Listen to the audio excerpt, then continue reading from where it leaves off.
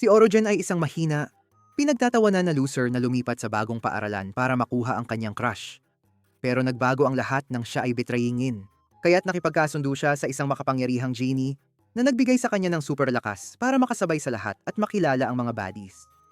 Nagsimula ang lahat ng isang araw, naglalakad si Orogen sa mga pasilyo ng kanyang bagong paaralan, kasama ang guro, na nagsabi sa kanya na may dalawang rival gang na Minato Kei at Sigima na naglalaban para sa tuktok. Ngunit hindi interesado si Orogen sa kanilang gang wars, kaya tinanong niya ang guro kung may mga baddies sa klase. Tiniyak ng guro na may mga cute, pero pagpasok niya sa klase, nakita niyang nakatingin sa kanya ang buong background cast ng Tokyo Revengers na may mga nakakatakot na mata na nagdulot sa kanya ng labis na pawis. Ngunit sa gitna ng mga hoodlum, nakita niya ang isang batang babae na kasing ganda ni Margot Robbie at labis siyang nasasabik na sinuntok ang hangin sa saya. Parang isang smooth criminal, umupo siya sa tabi niya at siya ay nagpakilala bilang si Mahoro na may ngiti, na nagpadala ng palaso ni Cupid diretso sa kanyang puso. Agad na napunta ang isip niya sa Delhi Luland habang nagsisimula siyang mag-imagine ng isang pangarap na kasal sa kanilang dalawa. Ngunit wala siyang ideya na may dalawang backbenchers na nakamasid sa kanya. Nang tumunog ang closing bell, nagbigay si Mahoro kay Arjun ng gulat sa kanyang buhay sa pamamagitan ng pag-anyaya na umuwi kasama siya at tumango siya na parang isang baliw na aso bilang sagot. Kaya't nangako siyang maghihintay sa kanya sa gate. Pagkatapos niyang umalis, nagsimula si Orogen na tumalon sa saya. Iniisip na sa wakas ay makakakuha siya ng 10 out of 10. Ngunit bigla, isa sa mga thug na nagmamasid sa kanya, si Zabu, ay tinadyakan siya at tinanong kung saan siya pupunta.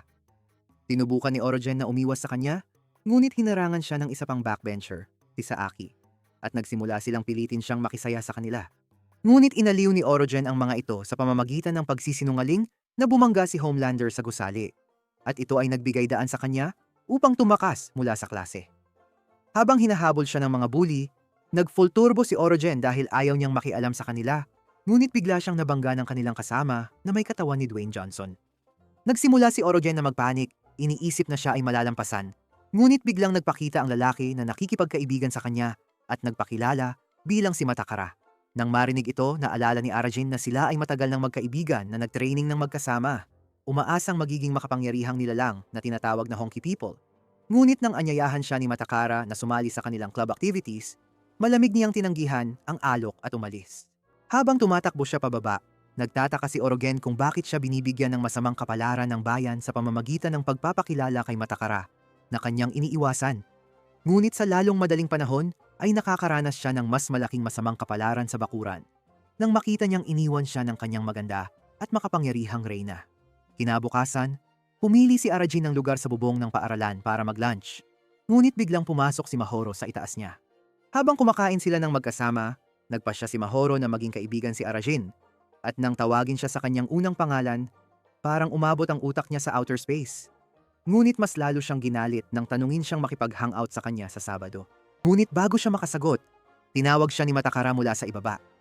Nagtataka si Saki at Zabu kung bakit siya sobrang obsessed sa isang loser, kaya't ipinaliwanag ni Matakara na talagang hinahangaan niya si Orogen dahil siya ay malakas at matapang. Ngunit hindi pa rin sila naniniwala. Pagkatapos ng paaralan, dinala nila si Orogen sa isang arcade, kung saan humingi ng tawad si Zabu sa nangyari kanina at humiling na maging kaibigan siya. Bigla, isang grupo ng mga gangsters na nag-cosplay bilang espada ang lumapit kay Arjun at nagsimulang mangbuli sa kanya dahil sa pagpasok sa kanilang teritoryo. Matapos siyang pilitin na tanggalin ang kanyang uniforme, tinakbuhan siya ng mga bully at tumawa sina Zabu at Saki dahil sila ang nag-setup nito para makita kung siya ay talagang malakas na hindi niya nagawa. Sa desperasyon, tumakbo si Orogen sa isang dambana, ngunit pumasok ang mga lalaking nakaputi, kaya't kumuha siya ng kakaibang baril mula sa sahig at itinutok ito sa kanila. Ngunit akala ng mga gangster ay nagbabalat kayo lamang siya, kaya't lumapit sila sa kanya. Ngunit bigla niyang pinindot ang gatilyo na nagdulot ng pink na bala na tumama sa paligid ng silid at tumama sa kanyang ulo. Ilang oras ang lumipas, nagising si Orogen at napansin na may piraso ng metal na nakakabit sa kanyang ulo. Kapag iniikot niya ito, isang pink na espiritu na may hugis ng katawan ni Brock Lesnar ang lumitaw at nagpakilala bilang si Senya, isang honky person, at nagulat si Orogen na talagang umiiral ang mga honky people mula sa mga alamat. Tinanong siya ni Senya na humiling ng kahit ano na gusto niya sa mundo. Ngunit napatunayan na siya ay kasing desperate ng anumang Ender subscribers sa pagnanais na makilala ang ilang buddies. Bilang tunay na kaibigan, nauunawaan ni Senya ang pinagdadaanan niya, kaya't inalok niyang magsanib sila, pero matigas na tumanggi si Arahin dahil hindi siya ganun. Kinabukasan, masayang kumakain ng sorbetes si Arahin kasama si Mahoro sa isang bangko. Pero patuloy na nanggugulo si Senya, kaya't sumigaw siya na tumahimik, na naguguluhan si Mahoro dahil hindi niya nakikita si Senya. Di nagtagal, sinabi ni Mahoro kay Arahin na masaya siyang lumipat siya sa kanilang paaralan. At pinasigla siya ni Senya na kumilos, kaya't matapang siyang tumayo para ibigay ang regalo na nakuha niya para sa kanya. Pero biglang bumagsak ang kanyang tiwala nang umingay ang kanyang tiyan sa publiko. Kaya't nagmadali siyang pumunta sa pinakamalapit na pampublikong banyo. Matapos niyang ilabas ang kanyang pasanin, nalungkot si Orogen na ang kanyang pagkabahala ay nagdulot sa kanya ng pagkakataon na masira ang kanyang pagkakataon. Pero nang bumalik siya kay Mahoro, sinalubong siya nito ng ngiti. Ito ang nagbigay sa kanya ng lakas ng loob na ibigay ang regalo. Pero nang subukan niyang ipahayag ang kanyang nararamdaman, biglang napalibutan sila ng mga gangster sa mga minicart. Dahil dito, dumating ang isang clone ni Hisoka na may berdeng buhok at nagpakilala bilang pinuno ng Siguma Squad, si Marieto. Pero ayaw ni Arajin na makihalubilo sa kanya, kaya't hinawakan niya ang kamay ni Mahoro habang sinusubukan niyang umalis. Pero biglang humilig si Mahoro sa kanya at humiling na lumaban siya para sa kanya, na nagdulot ng pag-alis ng kanyang dalawang selula ng utak. Nakita ito ni Marito at banta niyang papatayin siya dahil sa paghawak sa kanyang nakababatang kapatid. At nagulat si Arihin na si Mahoro ay may kaugnayan sa ganitong kakaiba. Sinimulang saktan ni Marito si Arihin habang si Mahoro ay nagpapakita ng suporta sa kanya at nakita ito ni Senya. Pero napagpasyahan niyang walang silbi si Arihin at sinubukang umalis. Ngunit biglang nagpakita ng determinasyon si Arihin, kaya't masiglang tinanong ni Senya kung ano ang nais niya. Sa lahat ng tapang sa mundo, idineklara ni Orohen na ang kanyang hiling ay makatagpo ng babae. Kaya't sa wakas ay nagsanib si Senya sa kanyang katawan, na nagpapahintulot sa kanya na harangan ang sipa ni Marito. Habang sumasalakay si Orogen, biglang naging kasing lakas ng Hulk ang kanyang mga braso at nagbigay siya ng makapangyarihang sipa na nagpadala kay Marito sa ere. Pinanood ni Matakara ang makalangit na tagumpay na parang isang Netflix live-action movie at habang nagmamadali ang lahat ng miyembro ng Suguma upang tingnan si Marito, nag-freeze siya sa gulat nang mapagtanto niyang ang sipa ni Orogen ay eksaktong katulad ng isang honky. Nagsimula si Senya na sumigaw kay Orogen dahil sa kahihiyang hiling at nag-umpisa ang dalawang hangal na magtalo, pero biglang bumangon si Marito at itinulak si Orogen sa ilog gamit ang sipa. Nakita ito, bumangga si Matakara sa isa sa kanyang mga kasamahan na si Ryu habang desperadong tumatakbo at tumalon sa ilog upang iligtas siya. Nang dumating ang mga pulis, tumakas ang lahat ng gangster sa lugar, pero mayroon pa ring marka si Marieto mula sa sipa ni Orogen sa kanyang tiyan. Kaya't nagpasya siyang kukunin si Orogen sa Suguma. Ilang oras ang lumipas, nagising si Orogen mula sa isang bangungot at nakita si Matakara sa kanyang tabi. Pero ang kanyang katawan ay patuloy na nahihirapan mula sa laban kay Marieto. Ipinaliwanag ni Matakara kay Orogen na nananatili pa rin siya sa bathhouse na pinapatakbo ng kanyang mga kamag-anak at ipinakita niya kay Orogen ang isang batong kaibigan na ibinigay niya sa kanya noong bata pa sila habang nagbabalik tanaw sa mga nakaraang panahon. Pero isinuot ni Orogen ang kanyang pantalon at nagsimulang umalis, kaya't pinigilan siya ni Matakara sa pamamagitan ng pagtatanong kung ang dahilan ng pag-iwas niya ay dahil hindi siya sapat na malakas, pero iginiit ni Orogen na ito ay dahil hindi niya gaanong naaalala ang kanilang nakaraan. Habang siya ay umalis, nagpakita si Senya sa anyong Pokemon at hinila si Orogen sa isang lugar sa bayan kung saan nakilala nila si Zabu. Habang tinatanong ni Zabu si Orogen ng mga katanungan, aksidenteng natapik niya ang metal na plato sa kanyang ulo, na nagdulot kay Senya na lumabas at takutin siya. Kinabukasan, si Orogen ay sa wakas ay naliligo. At naaalala niya ang sandaling nagsanib si Senya sa kanya na nagbigay sa kanya ng pakiramdam na siya ay ibang tao. Nang tanungin niya si Senya kung sino siya, nagpakita si Senya ng labis na kasiyahan tulad ni Gear 5 Luffy habang nagpakilala bilang isang tunay na honky. Nabigla si Orogen dahil ang mga honky ay dapat na mga alamat. Pero binago ni Senya ang paksa sa pamamagitan ng pagbanggit sa sipa na ibinigay niya kay Marieto. At ipinaliwanag na nagawa lamang niya ito ng isang beses dahil sila ay bahagyang nagsanib. Lalo pang nalito si Orogen. Kaya't hinawakan ni Senya ang kanyang mga balikat habang ipinaliwanag na hindi siya magiging mas malakas, maliban kung sila ay maging isa sa katawan at kaluluwa. Samantala, si Mahoro ay nananawagan sa kanyang Oni-chan na bigyan siya ng lasa ng kanyang puting sarsa nang biglang dumating si Ryu, kasama ang ilang mga thug na unang taon at humiling na makipag-usap kay Marieto. Sinubukan ng pangalawang utos ni Marieto, si Aura, na paalisin ang mga unang taon, pero pinigilan siya ni Marito at ibinigay kay Ryu ang Taco Bell special na kinakain niya. Tinanong ni Ryu si Marieto kung balak ba niyang kunin ang sino mang konektado sa Minato Kai. Pero kumakain si Marito ng kebab habang sinasabi sa kanya na kukunin din niya si Matakara dahil siya ay matibay.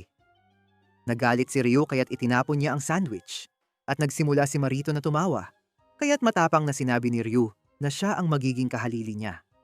Habang naglalakad si Aragin papuntang paaralan, lahat ng gangster ay nakatingin sa kanya sa gulat dahil sa kanyang laban kay Marito at nagsimula silang magplano na labanan siya, kaya sinamantala ni Sanya ang pagkakataon para kutyain siya.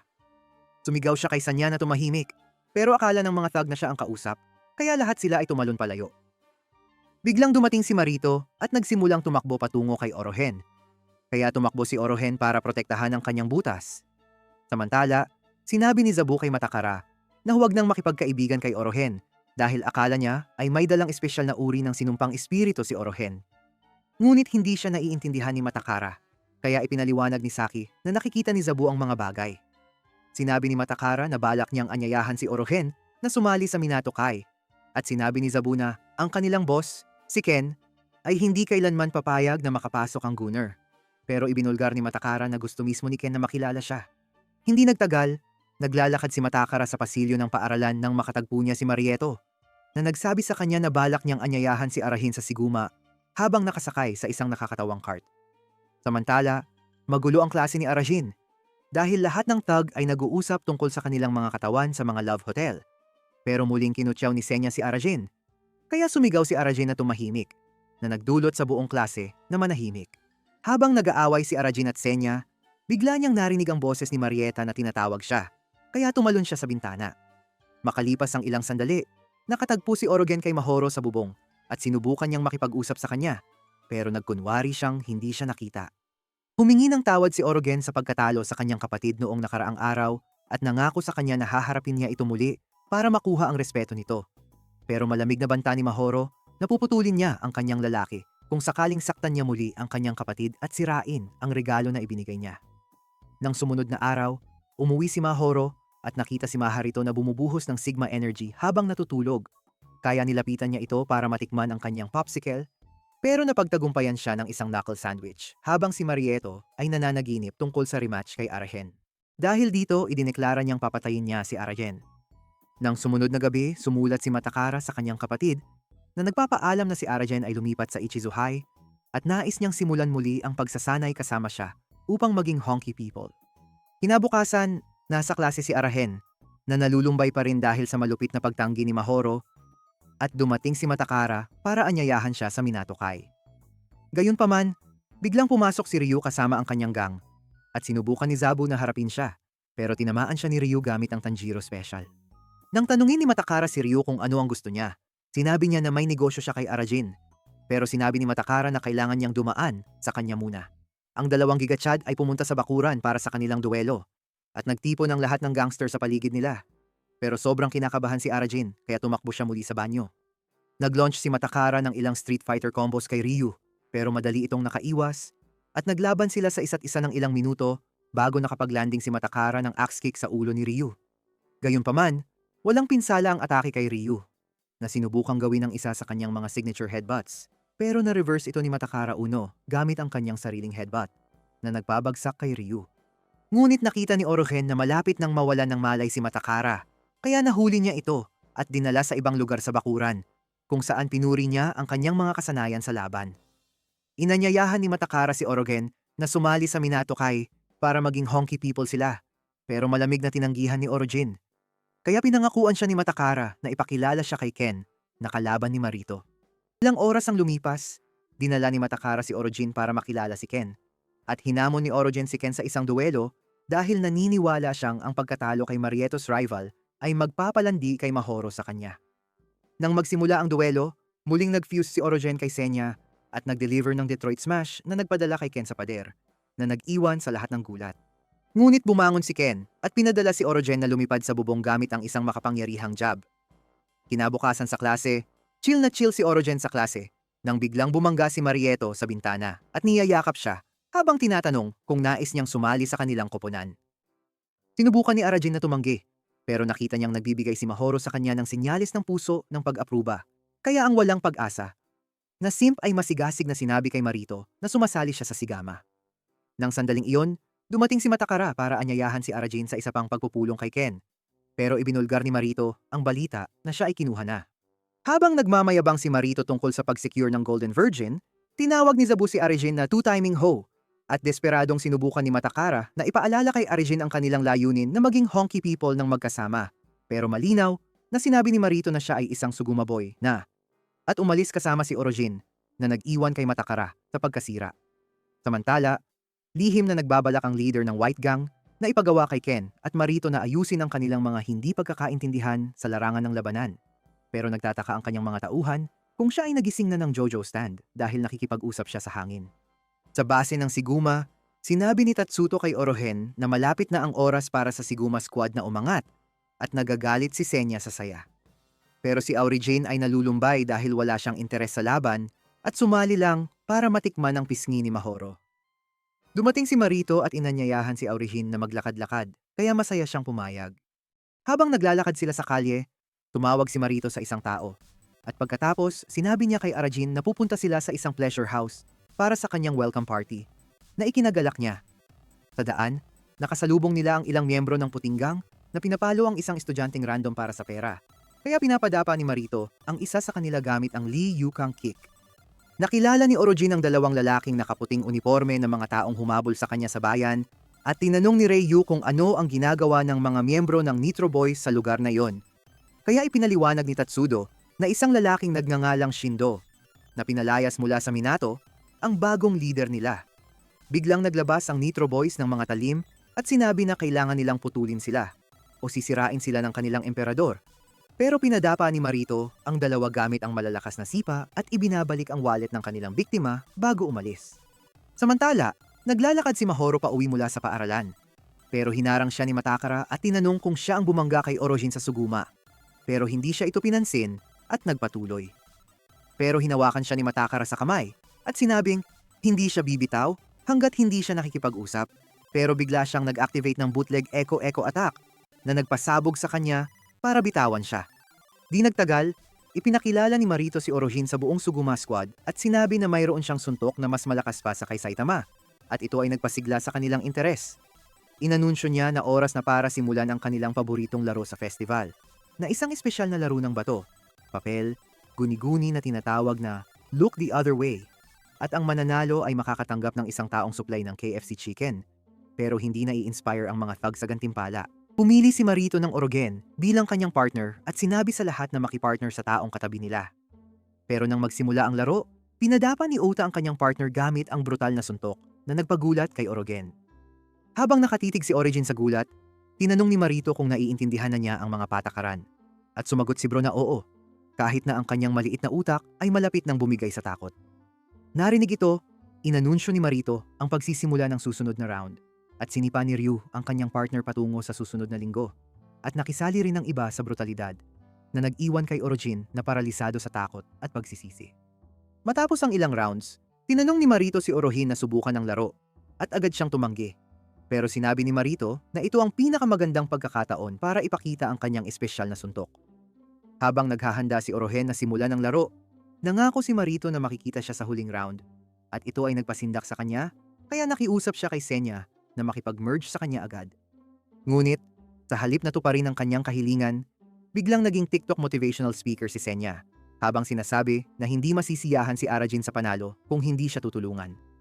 Habang nagtatalo si Arajin sa kanya, humarap si Ryu upang hamunin siya, pero pinutol ni Arajin ang linya at sinabi sa kanya na siya ang mauuna.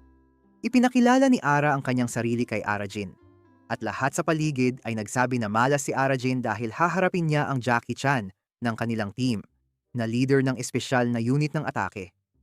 Napagtanto ni Arajin na siya ay malupit na mabibiktima, kaya nakiusap siya kay Sena na tulungan siya.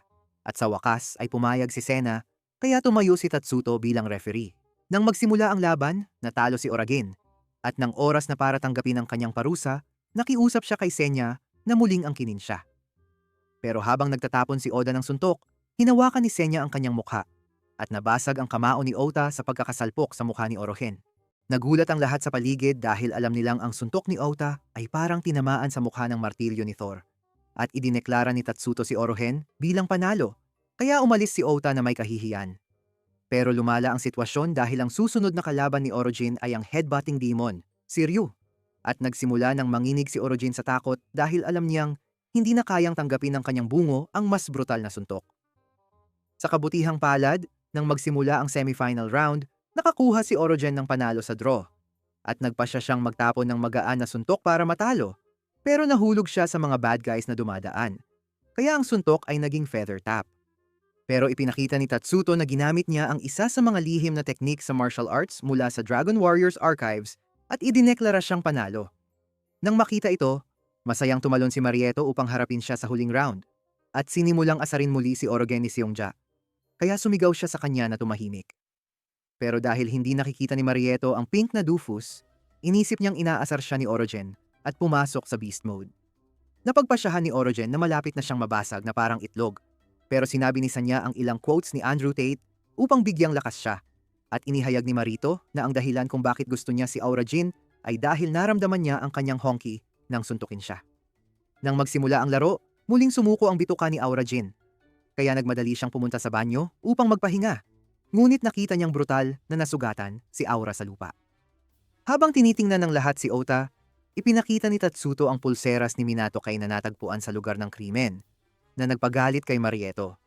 Kaagad, ipinaliwanag ni Tatsuto kay Marieto na matalik na magkaibigan sina Ota at Marieto mula pa sa kanilang kabataan at ang tanging makatalo kay Aura ay si Ken. Pero alam nilang hindi gagawa si Ken ng ganitong kalokohan.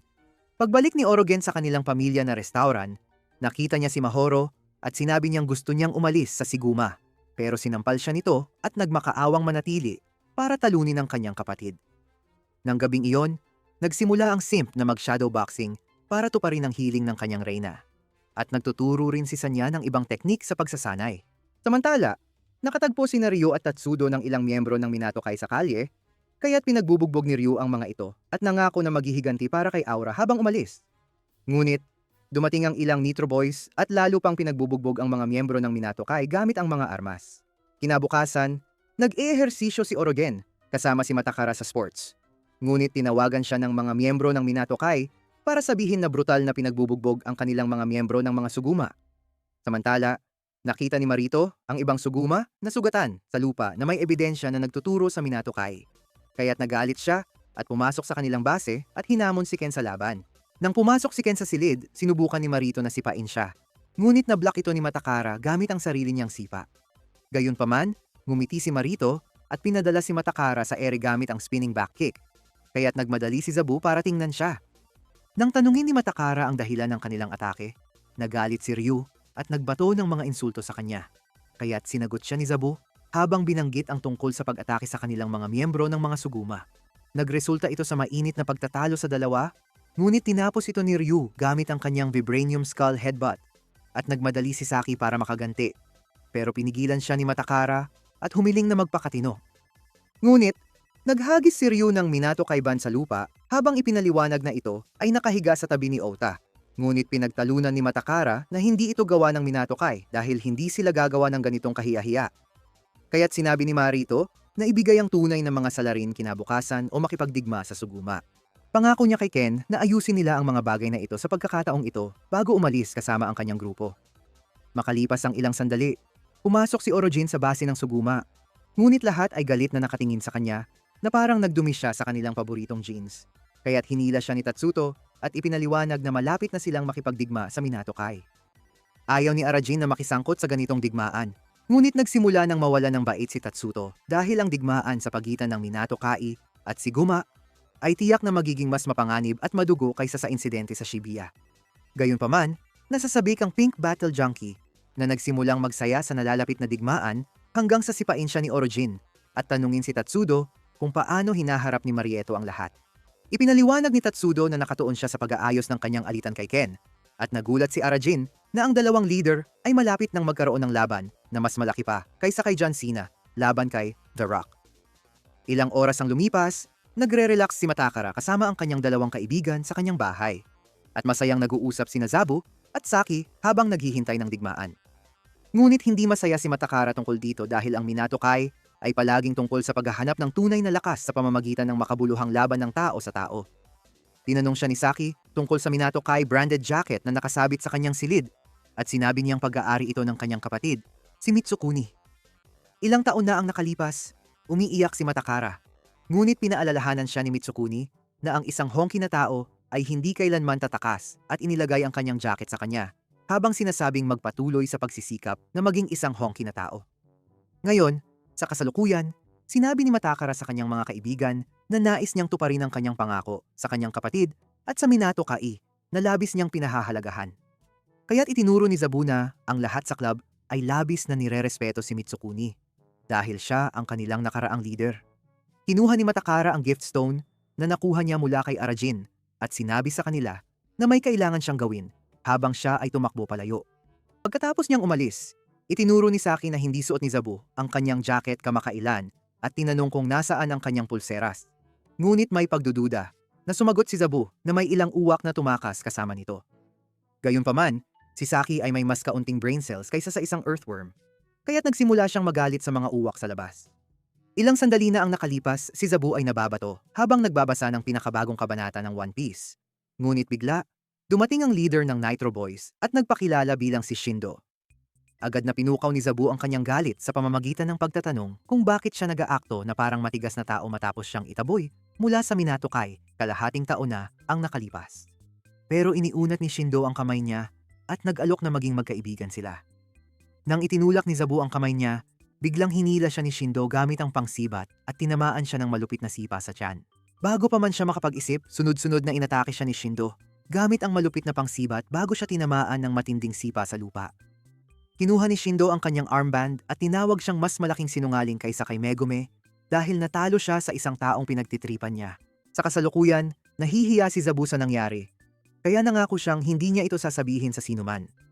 Samantala, naglalakad si Orahin sa kalye, sinasabi kay Senya na hindi na kailangan magpatuloy sa pagsasanay dahil maglalaban sina Marito at Ken. Nalilito si Senya, kaya inilarawan niya ang kanyang nakakatawang pantasya kung saan nananalo si Marito at opisyal na ibinibigay ang pagmamay-ari ng Suguma, pati na ang pisngi ng kanyang kapatid kay Arahin. Inilarawan din niya ang isa pang pantasya kung saan natalo si Marito at ibinibigay ang Sugumagang sa kanya bago mamatay, na nagbibigay daan sa kanya upang makuha si Mahoro. Nang bumalik si Arajin sa kanilang pamilyang restaurant, sinabi ng kanyang nanay na dumating na si Matakara para makita siya.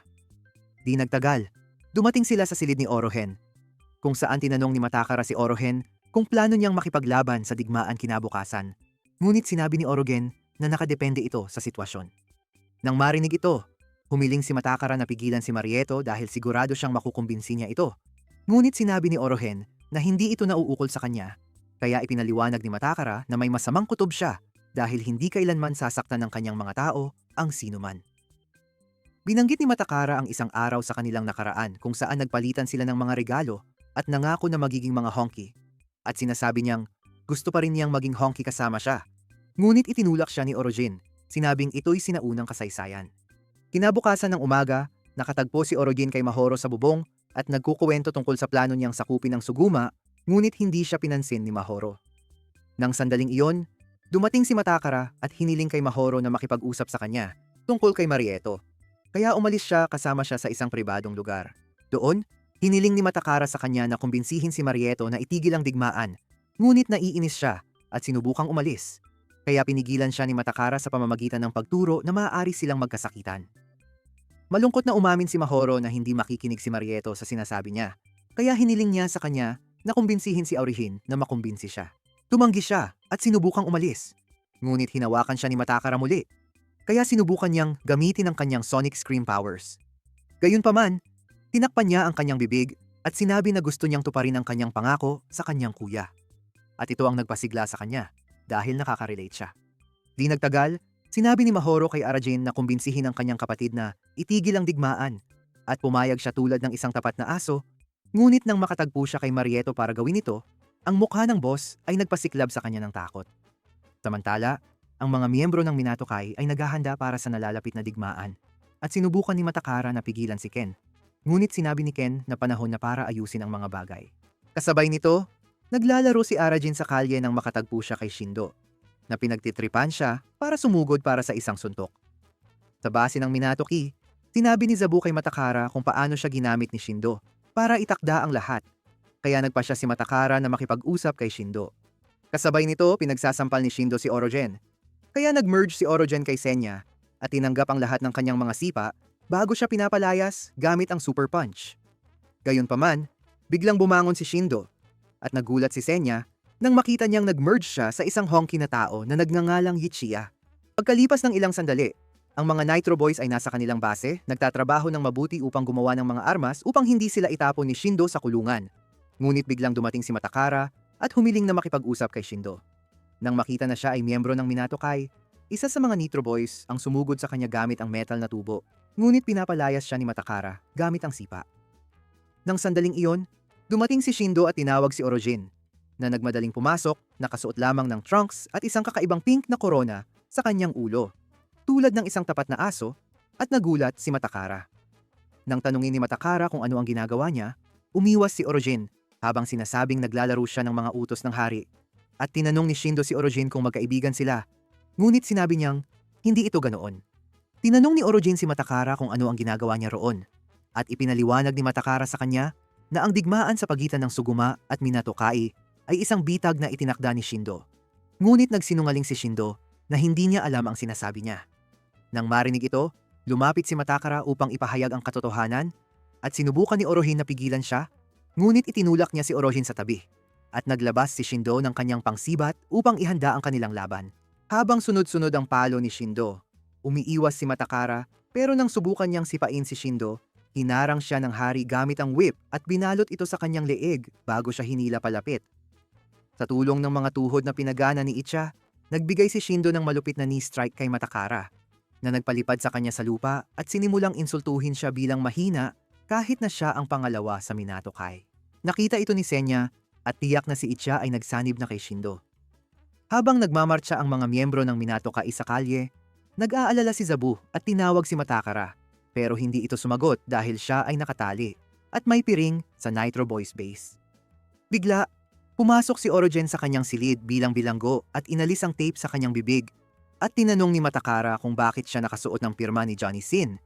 Kaya ipinaliwanag ni Orogen ang nangyari. Noong bumangon si Shindo matapos siyang tamaan, inimbitahan niya si Orogen na atakihin siya muli. Kaya't sumugod si Orogen gamit ang isa pang pinagana na kamao, pero binalot ni Shindo ang kanyang braso at sinabi na okay lang na siya ay birhen dahil lahat ay nagsisimula sa ganoon. Pagkatapos, dinala niya si Orogen sa headquarters ng Nitro Boys, kung saan siya ay binigyan ng espesyal na serbisyo na pinapangarap ng mga nerd sa kanilang Gunner Dreams. Matapos marinig ito, nagulat si Matakara sa walang hiya ni Bro. Pero ipinagtanggol ni Orogen ang kanyang mga aksyon sa pagsasabing may dahilan siya sa kanyang ginagawa at sinabi kay Matakara na sumuko na dahil ang mga labanan ng gang ay palaging nangyayari. Pero tinutulan ni Matakara na ang laban na ito ay hindi totoo dahil ito ay rigged. Ngunit mayabang na sinabi ni Orogen na ito ay stupid. Kaya tinanong ni Matakara kung bakit siya biglang umasta, na parang duwag ng dati naman siyang parang honky. Sinabi ni Orogen na wala siyang interes sa mga honky, pero biglang dumating si Shindo at sinabi kay Orogen na sumunod sa kanya dahil naghihintay ang lahat. Habang umaalis si Orogen sa silid, sinabi ni Matakara na palagi siyang naniniwala sa kanya at sinubukang tawagin siya ng ilang beses. Pero hindi siya pinansin ni Orogen habang sumusunod kay Shindo. Noong sila'y mga bata pa, may mga bagay na nakita silang naglalaro ng superheroes at pinagtawanan sila. Kaya't sumugod si Matakara, ang gustong maging Superman, upang atakihin sila, ngunit brutal siyang pinahirapan, habang ang duwag na si Orogen ay nanood mula sa likod ng puno. Nagpasya ang mga thug na siya ang susunod na bibiktimahin, kaya't tumakas ang talunan na may tail na parang hipon sa pagitan ng kanyang mga binti. Sa kasalukuyan, nadismaya si Orogen na pinabalik siya ni Matakara sa insidenteng iyon. Sa ibang lugar, nagmamartsa ang hukbo ng Minato Kei upang harapin ang gang ng Suguma, at nanonood si Mahoro mula sa isang taguan. Nagbabalak na bigyan ng kanyang kapatid ng sloppy toppy na walang kamay pagkatapos niyang talunin si Ken. Pero nagsimula siyang mag-crash nang mapagtanto niyang wala pa si Arajin at Matakara. Samantala, dinala ni Shindo si Arajin sa isang disco room, kung saan pinapagsalitaan niya ang lahat ng Nitro Boys ng mga insulto sa Siguma Squad bago niya tanungin si Arajin na iwan sila at sumali sa kanyang gang. Agad na bumigay ang dimwit dahil sa lahat ng mga masamang tao na mayroon sila para sa kanya. Pero biglang gumawa si Shindo ng mga Fortnite emotes habang sinasabi ang kanilang motto. Inanunsyo ni Shindo na ang digmaan sa pagitan ng Suguma at Minato Kai ay malapit nang magsimula at binalaan ng kanyang crew na sinabing papatayin niya sila kung hindi nila wasakin ang parehong koponan. Kaya't nagsimula silang gumawa ng mga Wakandan war chants sa paghahanda. Nang tanungin ni Arijin kung saan sila pupunta, ipinaliwanag ni Shindo habang sinisira ang disco ball na ang plano ay pumasok at tapusin ang parehong Sigima Squad at Minato Kai pagkatapos nilang wasakin ang isa't isa, at pinaalala sa kanya ni Sanya na ito ang sinabi ni Matakara. Habang naglalakad si Arijin sa pasilyo, tinawag siya ni Matakara. Pero hindi siya sumagot, kaya't nalungkot si Matakara nang mapagtanto niyang sumuko na si Aurowimp sa pagiging honky. Bigla siyang nadapa at nahulog sa lupa. At nang makita ang best friend stone na ibinigay sa kanya ni Aurigin, naalala niya ang pangako ni Aurigin na magiging honky people sila, na nagbigay sa kanya ng realisasyon na hindi susuko si Orogen sa pangarap na yon. Samantala, sinubukan ni Zabu na tawagan muli si Matakara, pero hindi siya sumagot, kaya't nagmadali siyang hanapin siya. Pagkatapos niyang umalis, inalis ni Marito ang kanyang shirt upang maghanda para sa kanyang duelo kay Ken, at hindi mapigilan ni Mahoro na kumuha ng 1,000,000 larawan ng chiseled abs ng kanyang Ani-chan. Habang naglalakad sa kalye, tinanong ni Shindo si Arajin tungkol sa pagkahumaling ni Madokara sa pagiging honky, kaya't ipinaliwanag niya na ito ay isang hangal na pangako na ginawa nila noong sila'y bata pa. Nang tanungin ni Shindo kung bumisita siya sa Honky Shrine kamakailan, sinabi ni Sanya kay Orojin na magsinungaling na hindi siya nakapunta, kaya't ginawa niya iyon. Pero biglang inalok siya ni Shindo ng posisyon bilang kanang kamay. Ayaw ni Orojin ng stress, pero nangako si Shindo na ipapagawa ang mga Nitro Girls na muling likhain ang mga eksena mula sa Brazzers kasama siya. Kaya't nagsimula siyang bumigay hanggang sa maalala ang kanyang kahangahangang reyna na nagpasabog sa kanya. Biglang nagsimula si Shindo na magmonologo tungkol sa pagdurog kay Ken, at nang tanungin ni Orogen kung bakit, ikinuwento niya ang kwento kung paano siya sumali sa Minato Kei at naging isa sa pinakamalakas. Hanggang isang araw, sinubukan niyang gumamit ng armas sa isang duelo na nagresulta sa kanyang pagtanggal sa gang ni Ken. Sa kasalukuyan, pumasok si Zabu sa headquarters ng Nitro Boys at binugbog ang mga gwardya bago palayain si Matakara. Samantala, sa Colosseum, naghahanda ang Nitro Boys para sa laban. Pero naguguluhan na naman si Aurigon, kaya't tumakbo siya sa banyo. Ngunit, pinigilan siya ni Shindo at nagsimula siyang magsalita tungkol sa Netflix at chill positions na balak niyang gawin kay Mahoro, at ito ay nag-trigger kay Orogen na pinilit si Senya na makipag-fuse sa kanya at pinadala ang creep na lumipad sa isang suntok. Pagkatapos tumakbo siya sa banyo, pero ngumiti si Shindo dahil nakumpirma na niyang nagtutulungan sina Senya at Orogen. Samantala, ang mga hukbo ng Suguma at Minato Kai ay naghahanda na simula ng kanilang digmaan nang dumating sina Matakara at Zabu, at ipinaliwanag sa kanila na ito'y isang setup ni Shindo. Biglang pumasok si Orogen na hinahabol ng hukbo ng Nitro Boys, at humiling si Matakara sa mga boss na itigil ang laban. Pero sinabi ni Marito na wala ng halaga ito at sinugod si Ken upang simulan ang kanilang duelo. Tumakbo si Arajin na parang bootleg Flash, pero nadapa siya sa isang bato at nahulog, na pagtanto na wala nang humahabol sa kanya. Nang tumingin siya sa likod, nakita niyang nakapwesto na ang mga Nitro Boys sa isang battle formation. At sa harap niya, nagtipon ang mga miyembro ng Suguma at Minato Kai para sa kanilang digmaan. Samantala, sumugod si Marito gamit ang isang roundhouse kick, pero na-block ito ni Ken gamit ang isang malakas na palm strike, at ang impact ay nagdulot ng sakit sa parehong lalaki. Sa ibaba, nagsimula ng magbatuhan ng suntok ang mga miyembro ng parehong squad, at natatakot si Orogen na talagang nagaganap ang ikatlong digmaang pandaigdig sa harap niya. Pero ang nakakatawang espiritu ay nagdiriwang sa paligid niya. Muling sumugod si Marito gamit ang isa pang sipa, at sa pagkakataong ito, tumama ang sipa, pero tumama rin si Ken sa kanyang mukha sa parehong oras. Habang naglalaban ang dalawang Gigachads, pinapanood ni Uta mula sa gilid, at naaalala niya kung paano ito nagsimula. Taon na ang nakalipas, kilala sina Marito at Ken bilang mga God Kings dahil pinangunahan nila ang bawat paaralan sa Honky City. Bakit? At natatakot ang bawat gangster sa kanila. Noon tinanong ni Uta si Marito kung aling gang ang balak niyang salihan sa pagitan ng Minato Kai at Ikki Nation. Ngunit sinabi ni Marito na nababato na siya sa kanilang dalawa. Habang naglalakad si Marito, may ilang mga tanga na crackheads na nagpasya kay Auda, at pinadala ni Auda ang kanilang leader na lumipad sa isang suntok. Ngunit nababahala pa rin siya dahil tila malungkot si Marieto mula nang maging top dog sila, at nagtataka siya kung mayroong makakapagpasiklab muli sa kanyang apoy. Biglang, Isa sa mga punk ang nakiusap kay Ota na sumali sa Iki Union. Pero naguluhan sila, kaya't dinala niya sila sa isang lugar kung saan hinamon ng leader ng Iki Union, si Shiba, si Ken, sa isang duwelo at idineklara na babagsakin niya ito. Ngunit, habang sumugod siya para sa isang atake, pinadala siya ni Ken na lumipad sa susunod na buwan gamit ang isang brutal na palm strike. Habang nagdiriwang ang mga miyembro ng Minato Kai, biglang sumugod si Marito at sinubukang magbigay ng kung fu kick kay Ken. Ngunit madali itong nablock ni Ken, kaya't sinubukan niya ang isa pang brutal na sipa na nablock din. Itinapon ni Ken si Marieto at ang kanyang lakas ay labis na nagpasaya sa Battle Freak na nakiusap para sa round 2, pero hindi siya pinansin ni Ken at umalis. Matapos ang ilang sandali, dalawang punk ng Kiki Union ang nakiusap kay Marieto na maging bagong leader ng Iki Union dahil desperado silang talunin siya at nakipaglaban lamang siya sa mga taong may matibay na paniniwala. Pero hindi pa rin interesado si Marieto. Ilang oras ang lumipas, sumugod si Aota sa Minato-ke. Ay base at sinabi kay Ken na siya ang naging leader ng Iki Union bago siya hamunin sa laban. Habang naglalakad si Marieto pa uwi ng araw na yon, nakita niyang may mga gangster na nag-uusap tungkol sa UFC match ni Aude at Ken sa block at nagulat siya.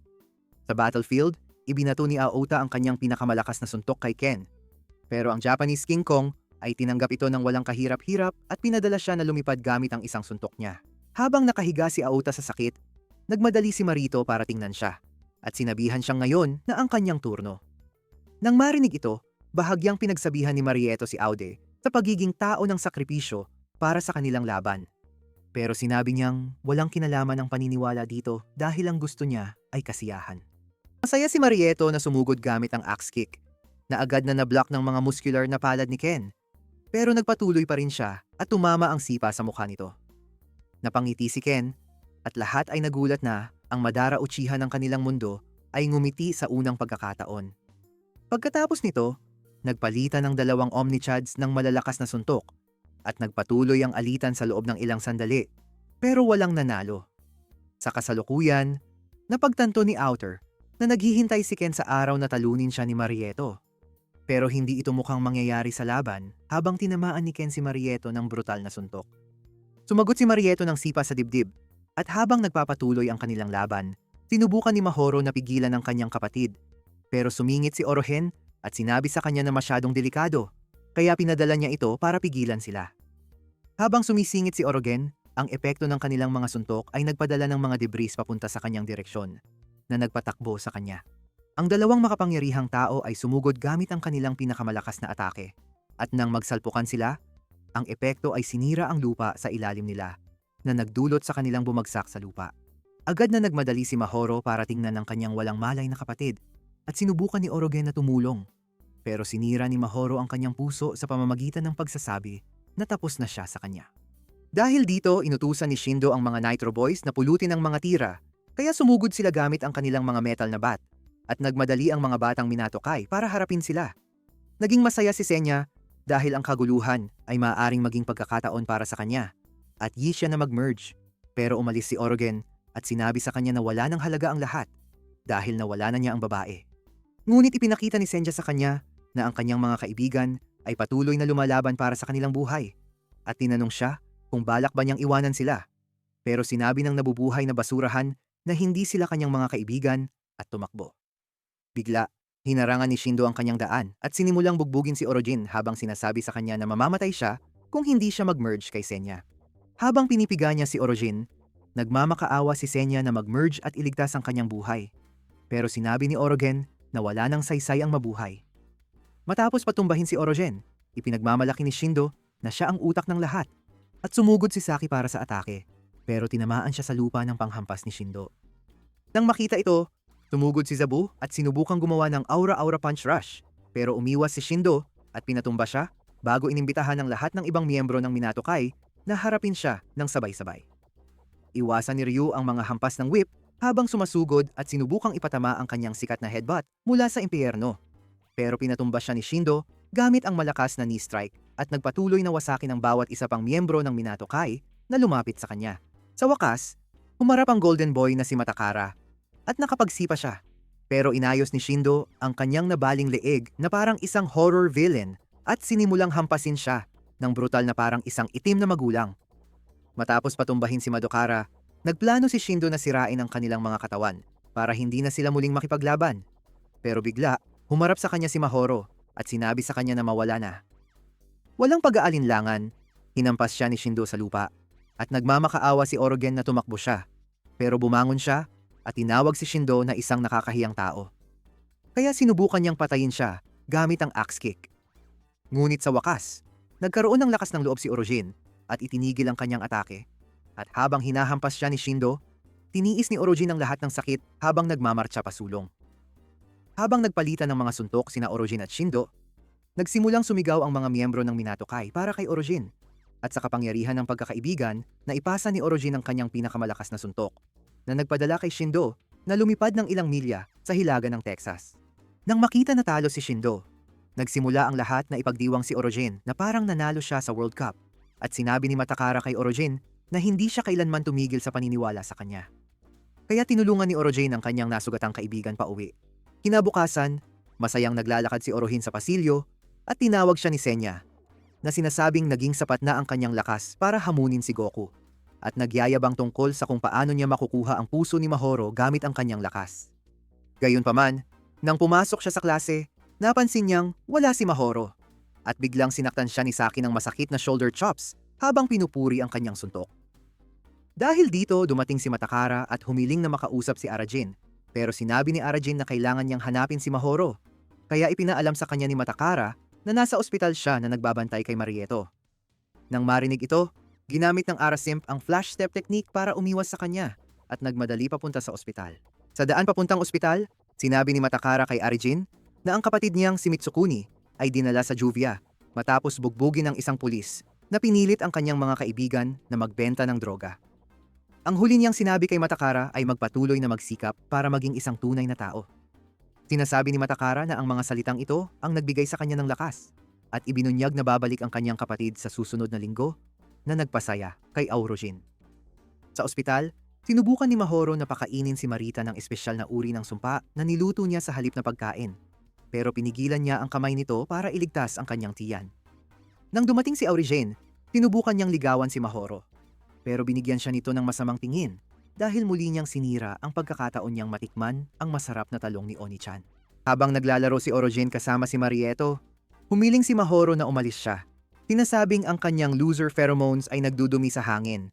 Pero sinabihan siya ni Marieto na siya ang dapat umalis, kaya tumakbo siya palayo sa sakit. Sinundan siya ni Orogen, pero na-corner siya nito sa pader at sinabi sa kanya na isa pa rin siyang walang kwentang tanga, kahit na natalo niya si Shindo. Ngunit, pagkatapos niyang umalis, ang nakakainis na simp ay nagsimulang magpaka-nerd tungkol sa kung paano siya pinagsalitaan ng kanyang Barbie. Nang bumalik siya sa silid ng ospital, binanggit ni Marito ang kanyang tagumpay laban kay Shindo at sinamantala ni Orogen ang pagkakataon na humingi ng pahintulot na makipag-date sa kanyang kapatid.